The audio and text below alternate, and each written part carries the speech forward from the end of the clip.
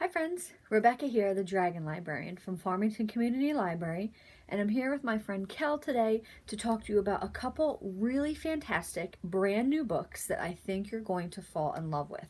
Now, the really cool thing about both these books, and I didn't plan for it this way, is that the two that I'm talking about today actually have a similar theme, and the theme is a creepy forest. That's kind of a weird theme, right? But both of these books have a creepy forest in them, and they're both spectacular. So, the very first one I want to talk about is called Into the Heartless Wood. Into the Heartless Woods, and this is by Joanna Ruth Meyer. Now, I didn't really know too much about this going in. I was just drawn to it by the cover. It's very simplistic. I love the coloring and the design, and I love this like eerie figure here in the center.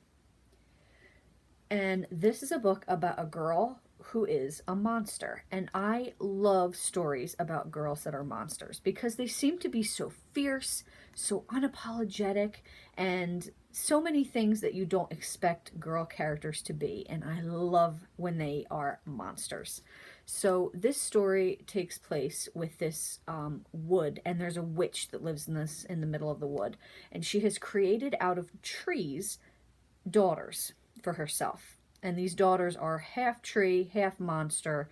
And basically, what they do is they go out into the world, into these villages, and they kill people to steal their souls to feed this big tree called the heart tree in the middle of the woods to help the witch with her powers. So basically, one of the daughters, the youngest one, ends up meeting this boy from one of the villages, and he is a boy who takes care of his younger sister. He loves the stars. His mother was killed by these sisters when he was younger, so he has this hatred for the woods, but also he is drawn to this youngest daughter because she saves him when she could have killed him. So there's all this different things that go on with this relationship, but this story is really about what makes somebody a monster. What makes them a monster? Are they born a monster? Are they created a monster? Can they change? That is the essential question of the story. Can you change your nature? And that is the question that the youngest daughter, whose name is Saren, has to ask herself as she meets and falls in love with this human boy. Now, I want to read you the first few paragraphs of the prologue, which is entitled Monster. It's fantastic. I was born a tree. It was easier then. All I needed was the earth and the wind and the rain. All I needed was the sunlight warm in my dappled leaves. There was no fear, just growth. No wanting, just sky. No thirst, thirst. Only starlight. But my mother wanted daughters, and she chose the birch ring. And my mother, who is neither tree nor woman nor anything that there are words for, she is power and beauty and binding. She does what she wants, and woe to anyone who stands in her way. When I was old enough to lure a man with my song, to trap him in the heart of the wood, and break him like so many dead branches, I did it without question, without thought. And when I had done it 2 times, and 10 and 20, when I had lured 100 men to their deaths in my mother's forest, I forgot that I ever had been a tree. I forgot I had ever been anything but my mother's youngest monster. This book is beautiful. It's very poetic. As you could probably tell, the writing is very it flows. It's so beautiful. And like I said, this is a story about girls, about monsters, and about what it takes to change yourself and to embrace your own destiny to be what you want it to be. Fantastic story, brand new, Into the Heartless Wood. My next one I am so excited about because I just finished it and I am just still in love with it so much. And this is called Lost in the Neverwoods.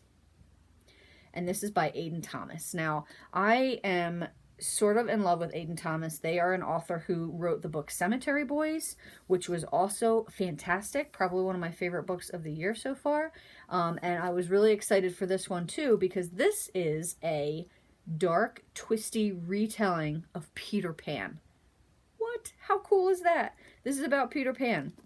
And as you can tell from the cover, it's definitely not as light and fun as the Disney representation of Peter Pan. So this book is about Wendy and her two younger brothers, John and Michael, who all go missing in the woods when they're younger. And 6 months later, Wendy is found, but her brothers never are, and she has no memory of those 6 months she's missing.